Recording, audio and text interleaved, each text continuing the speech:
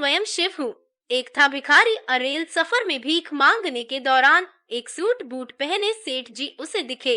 उसने सोचा कि यह व्यक्ति बहुत अमीर लगता है, इससे भीख मांगने पर यह मुझे जरूर अच्छे पैसे देगा। वह उस सेठ से भीख मांगने लगा। भिखारी को देखकर उस सेठ ने कहा, तुम हमेशा मांगते ही हो, क्या कभी किसी को कुछ देते भी हो? भिखारी बोला, साहब मैं तो भिखारी हूँ, हमेशा लोगों से मांगता ही रहता हूँ।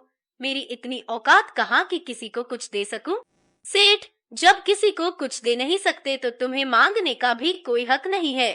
मैं एक व्यापारी हूँ और लेन देन में ही विश्वास करता हूँ। अगर तुम्हारे पास मुझे कुछ देने को हो तभी मैं तुम्हें बदले में कुछ दे सकता हूँ। तभी वह स्टेशन आ गया जहाँ पर उस सेठ को उतरना था। वह ट्रेन से उतरा और चला गया। इधर भिखारी सेठ की कही गई बात के बारे में सोचने लगा।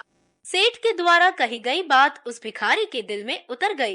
वह सोचने लगा कि शायद मुझे भीख में अधिक पैसा इसीलिए नहीं मिलता क्योंकि मैं उसके बदले में किसी को कुछ दे नहीं पाता हूँ। लेकिन मैं तो भिखारी हूँ, किसी को कुछ देने लायक भी नहीं हूँ, लेकिन कब तक मैं लोगों को बिना कुछ दिए केवल मांगता ही रहूंगा। बहुत सोचने के बाद भिखारी ने निर्णय किया कि जो भी व्यक्ति उसे भीख देगा तो उसके बदले में वह भी उस व्यक्ति को कुछ जरूर देगा। लेकिन अब उसके दिमाग में यह प्रश्न चल रहा था कि वह खुद भिखारी है तो भीख के बदले में वह दूसरों को क्या दे सकता है। इस बात को सोचते हुए दिन भर गुजरा लेकिन उसे अपने प्रश्न का कोई उत्तर नहीं मिला। दूसरे दिन जब वह स्टेशन के पास बैठा हुआ था तभी उसकी नजर कुछ फूलों पर पड़ी जो स्टेशन के आसपास के पौधों पर खिल रहे थे। उसने सोचा, क्यों न मैं लोगों को भीख के बदले कुछ फूल दे दिया करूं। उसको अपना यह विचार अच्छा लगा और उसने वहां से कुछ फूल तोड़ लिए। वह ट्रेन में भीख मांगने पहुंचा। जब भी कोई उसे भीख देता तो उसके बदले में वह भीख देने वाले को कुछ फूल दे देता। उन फूलों को लोग खुश होकर अपने पास रख लेते थे। अब भिखारी रोज फूल तोड़ता और भीख के बदले में उन फूलों को लोगों में बांट देता था। कुछ ही दिनों में उसने महसूस किया कि अब उसे बहुत अधिक लोग भीख देने लगे हैं। वह स्टेशन के पास के सभी फूलों को तोड़ लाता था। जब तक उसके पास फूल रहते थे तब तक उसे बहुत से लोग भीख देते थे, लेकिन जब फूल बांटते बांटते खत्म हो जाते तो उससे भीख भी नहीं मिलती थी। अब रोज ऐसा ही चलता रहा।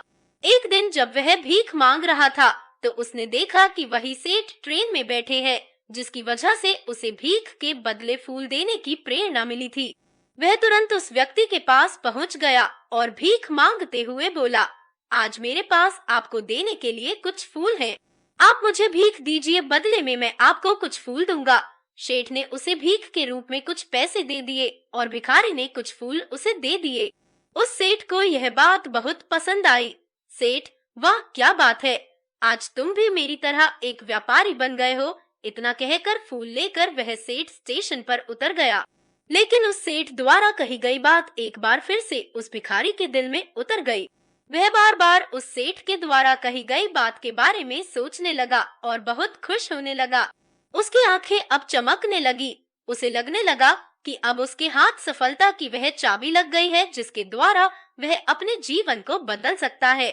वह तुरंत ट्रेन से नीचे उतरा और उत्साहित होकर बहुत तेज आवाज में ऊपर आसमान की ओर देखकर बोला, मैं भिखारी नहीं हूँ, मैं तो एक व्यापारी हूँ। मैं भी उस सेठ जैसा बन सकता हूँ, मैं भी अमीर बन सकता हूँ। लोगों ने उसे देखा तो सोचा कि शायद यह भिखारी पागल हो गया है। अगले दिन से वह भिखारी उस स्टेशन पर फिर कभी नहीं दिखा। एक वर्ष बाद इसी स्टेशन पर दो व्यक्ति सूट बूट पहने हुए यात्रा कर रहे थे। दोनों ने एक दूसरे को देखा तो उनमें से एक ने दूसरे को हाथ जोड़कर प्रणाम किया और कहा, क्या आपने मुझे पहचाना? सेठ, नहीं तो शायद हम लोग पहली बार मिल रहे हैं। भिखारी, सेठ जी, आप याद कीजिए, हम पहली बार नहीं बल्कि तीसरी बार मिल रहे हैं। सेठ, मुझे याद नहीं आ रहा, वैसे हम पहले 2 बार कब मिले थे? अब पहला व्यक्ति मुस्कुराया और बोला, हम पहले भी 2 बार इसी ट्रेन में मिले थे। मैं वही भिखारी हूँ जिसको आपने पहली मुलाकात में बताया कि मुझे जीवन में क्या करना चाहिए और दूसरी मुलाकात में बताया कि मैं वास्तव में कौन हूँ। नतीजा यह निकला कि आज मैं फूलों का एक बहुत बड़ा व्यापारी हूँ और इसी व्यापार के काम से दूसरे शहर जा रहा हूँ। आपने मुझे पहली मुलाकात में प्रकृति का नियम बताया था, जिसके अनुसार हमें तभी कुछ मिलता है जब हम कुछ देते हैं। लेन देन का यह नियम वास्तव में काम करता है। मैंने यह बहुत अच्छी तरह महसूस किया है, लेकिन मैं खुद को हमेशा भिखारी ही समझता रहा। इससे ऊपर उठकर मैंने कभी सोचा ही नहीं था, और जब आपसे मेरी दूसरी मुलाकात हुई तब आपने मुझे बताया कि मैं एक व्यापारी बन चुका हूँ। अब मैं समझ चुका था कि मैं वास्तव में एक भिखारी नहीं बल्कि व्यापारी बन चुका हूँ। भिखारी ने स्वयं को जब तक भिखारी समझा, वह भिखारी रहा। उसने स्वयं को व्यापारी मान लिया, व्यापारी बन गया। भारतीय मनीषियों ने संभवतः इसीलिए स्वयं को जानने पर सबसे अधिक जोर दिया और फिर कहा, शिवो भूत्वा शिवम यजेत। शिव बनकर शिव की पूजा करनी चाहिए। Please subscribe our channel and press bell icon for latest updates.